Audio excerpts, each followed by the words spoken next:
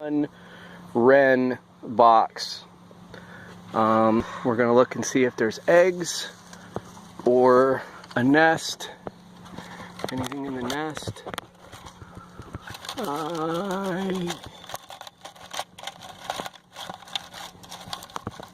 I see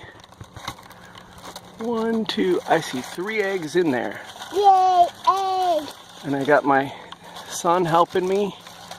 So we're gonna close that back up and leave Mama Wren to her eggs. She is right up there. I don't know if the camera's picking her up, but she is right up there watching me.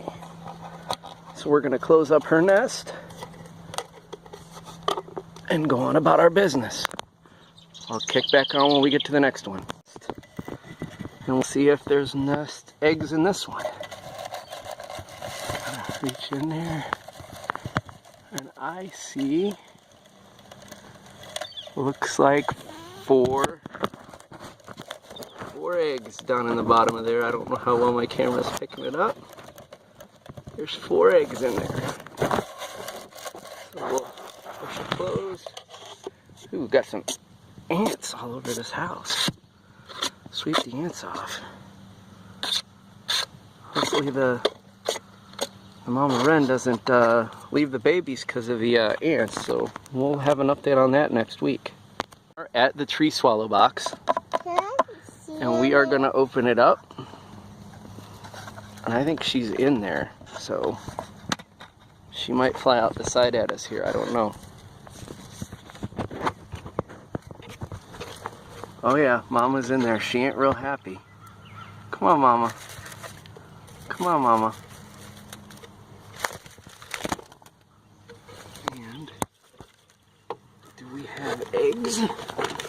We do. We have a couple eggs in there. Let's see, it looks like 2 eggs in there right now. So we're gonna close this up and let Mama get back to her thing. 4th box. There was the other wren nest that had all the ants. That one down there in that tree is the one that the tree swallow did not want to come out of. And this tree swallow nest, the mama's not here right now. But this looks more like a bluebird nest than tree swallows, because it doesn't have the characteristic feathers. And as you can see, there are 3 eggs in this one. So we're going to leave this nest alone, and we will check back later on in the week. So there's a chipmunk down there eating the maple seeds that look like helicopters. We'll watch him for a minute. He's watching us. And then over there is the groundhog.